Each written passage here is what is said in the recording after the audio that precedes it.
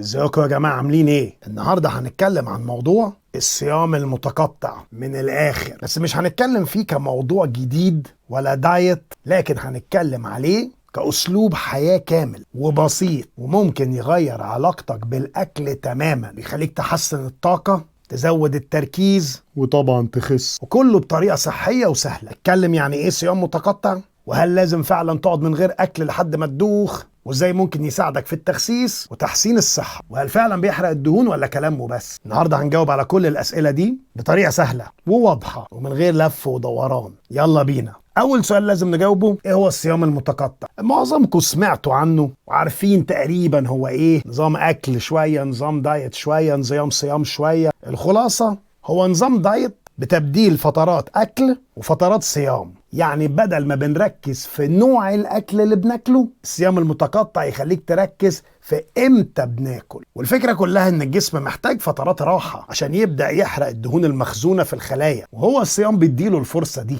تاني سؤال لازم نجاوبه، أنواع أيوة أنواع. الصيام المتقطع مش نظام واحد ثبت عليه كل الدليل، ده أنواع وأشكال. اكتب عندك. النوع الأولاني اسمه 16/8 وهو الأشهر والأسهل، ناس كتير بتتابعه، اتشهر جدا على السوشيال ميديا مع النجوم والفنانين وغيره لأن سهل استعماله وفعلا فعال. ازاي بيشتغل ده بقى؟ بنصوم 16 ساعة وناكل في ال8 ساعات الباقيين، ومن هنا جه اسمه. واغلب مدة الصيام بتكون فترة النوم، فمش هتحس بالجوع قوي اصلا. اديك مثال عملي، تاكل اخر وجبة الساعة 8 بالليل، هتبدأ اول وجبة الساعة 12 الظهر تاني يوم، وهكذا بقى 16/8. ليه الطريقة دي ممتازة؟ سهلة جدا التطبيق، لأنك بتنام جزء كبير من فترة الصيام، تحسسك بالشبع طول اليوم لأنك بتاكل وجبات كبيرة في فترة قصيرة. تالت حاجة، بتساعد على حرق الدهون لأن جسمك بيخش في حالة الحرق الدهون بدل تخزينها. الطريقة التانية 5-2 5-2 method، وده مثالي للناس اللي مش عاوزة تصوم كل يوم. لو فكرة الصيام كل يوم مش مناسبة ليك، يبقى طريقة 5-2 ممكن تكون الحل.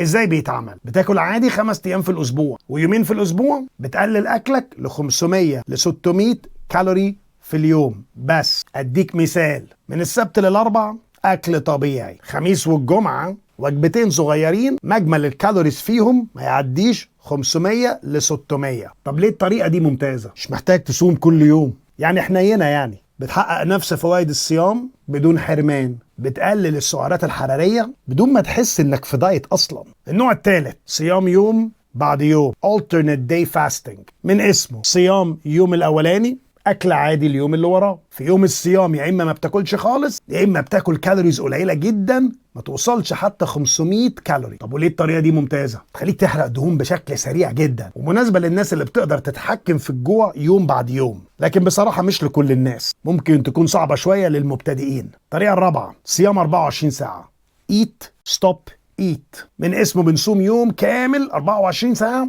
مره او مرتين بالكتير في الاسبوع. اديك المثال، لو كلت العشاء النهارده الساعه 7 مش هتاكل تاني غير 7 مساء تاني يوم. ايه فايدة الطريقة دي؟ تحرق الدهون بقوة جدا طبعا، لان الجسم بيقعد فترة طويلة جدا من غير انسولين، وكمان الطريقة دي بتعمل ديتوكس جامد، بتنظف الجسم كويس قوي، لكن برضو مش سهل تطبيقه للمبتدئين، وممكن يجيب صداع وشوية دوخة اول كام مرة كده. الطريقة الخامسة، مركز لسه معايا ولا تهت؟ الوريور دايت، طريقة المحارب، صيام 20 ساعة واكل خلال 4 ساعات بس. الفكرة هنا انك بتاكل وجبة واحدة كبيرة في اليوم. طب ايه الفوائد؟ تخليك تحس بطاقة عالية جدا، مناسب كمان للناس اللي بتحب تاكل الاكل الدسم، الرجالة مثلا، لكن طبعا من اسمه مش كل الناس تقدر تقعد صايمة 20 ساعة. طب ادي الانواع. ازاي بقى الصيام المتقطع بيأثر على الجسم؟ لما بنصوم جسمك بيخش في حرق بدل تخزين، بيقل الانسولين، ولما الانسولين بيقل الجسم يبدأ يحرق الدهون المخزونة.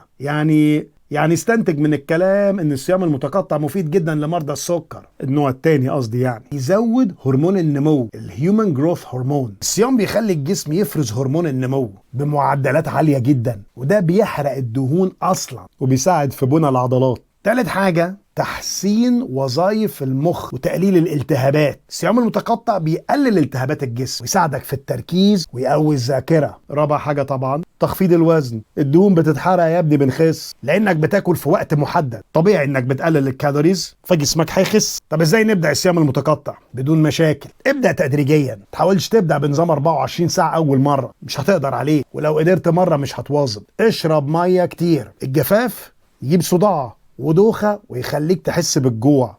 ركز في شرب الميه. اتحرك ومارس الرياضه. المشي اليومي بيخلي الصيام اسهل، بيزود الحرق وبيجيب نتائج اسرع. ركز في الاكل الصحي، ما تعملهاش فري في كل وجبه وتضرب بيتزا وهامبرجر. اختصار الكلام، ده الصيام المتقطع بكل انواعه، الفوائد الرهيبه اللي ممكن تجيبها منه. هنراجع مع بعض تاني. انواع الصيام 16/8 الاشهر والاسهل، 5/2 مرن ومناسب للناس اللي مش عاوزه تصوم كل يوم، صيام يوم بعد يوم فعال لكن صعب شويه، 24 ساعه الناس اللي عندها الاراده القويه، وخامس نوع المحارب، الناس اللي بتحب الاكل في وجبه واحده. قول لي بقى في الكومنتات ايه اكتر نوع صيام متقطع مناسب ليك انت، وجربت الصيام المتقطع قبل كده ولا ناوي بعد الفيديو ده؟ اكتب لي في الكومنتات، وما تنساش تعمل شير ولايك للفيديو. وهو ده فوائد الصيام المتقطع وسحر حرق الدهون من الاخر.